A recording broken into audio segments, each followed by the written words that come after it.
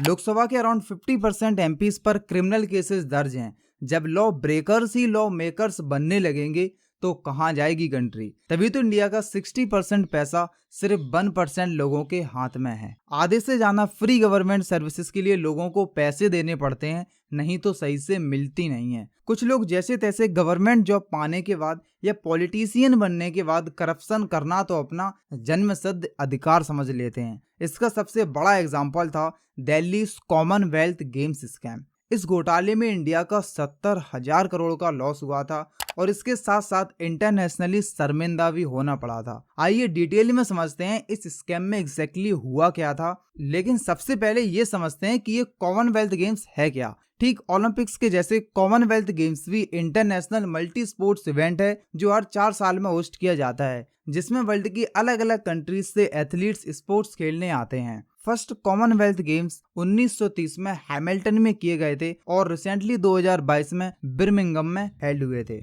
तो बात है 2003 की, जब इंडिया को 2010 के कॉमनवेल्थ गेम्स की होस्टिंग के लिए सिलेक्ट किया गया था। मतलब इंडिया के पास सीधे 7 साल थे होस्टिंग की तैयारी के लिए, जिसमें शुरुआत के 3 साल तो ऐसे ही वेस्ट कर दिए। अब होस्टिंग की तैयारी के लिए 1620 करोड़ रुपए का बजट डिसाइड किया गया था, जो आगे जाके करप्शन और मिसमैनेजमेंट के चलते 70,000 करोड़ में बदल गया। 1620 से 70,000 करोड़, समझ रहे हो किस लेवल का करप्शन था। एथलीट्स के आने के 10 दिन पहले जब फॉरेन क्रू मेंबर्स ने अपार्टमेंट्स चेक किए तो पाया कि बेडशीट्स पर कुत्तों के पैरों के निशान थे। बाथरूम्स के फ्लोर्स पर टट्टी पड़ी हुई थी जो कंस्ट्रक्शन वर्कर्स द्वारा किया गया था और कंस्ट्रक्शन का काम इनकम्प्लीट था। बजट बढ़ाने के लिए जानबूझकर सस्ती चीजों को महंगा बताया गया। $2 का टॉयलेट पेपर $80 में खरीदा गया। 40 लाख की बस 60 लाख रुपए देकर खरीदी गई। दिल्ली गवर्नमेंट ने एक पिलर खड़ा करने में 10 लाख रुपए खर्च किए, बल्कि एक पिलर की actual cost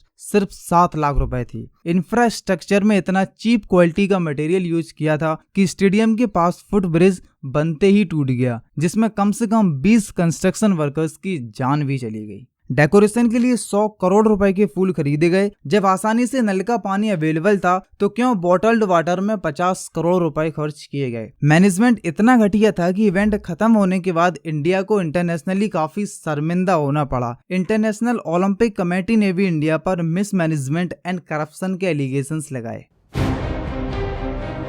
Broken roofs, live wires, unusable seats.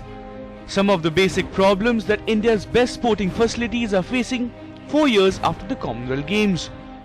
Suresh Kalmadi को as the chairman of organising committee appoint किया गया था, जो एक politician and senior sports director था और 2014 तक पार्लियामेंट का मेंबर भी रह चुका था। जब सीबीआई ने इस स्कैम का इन्वेस्टिगेशन किया तो 25 अप्रैल 2011 को सुरेश कालमादी को अरेस्ट किया गया, क्योंकि सुरेश पर यह आरोप था कि इसने स्विस टाइमिंग नाम की कंपनी को कॉन्ट्रैक्ट में टोटल 141 करोड़ में से 95 करोड़ रुपीस अननेसेसरली एक्स्ट्रा दिए थे प्राइस इन्फ्लेट करने के लिए।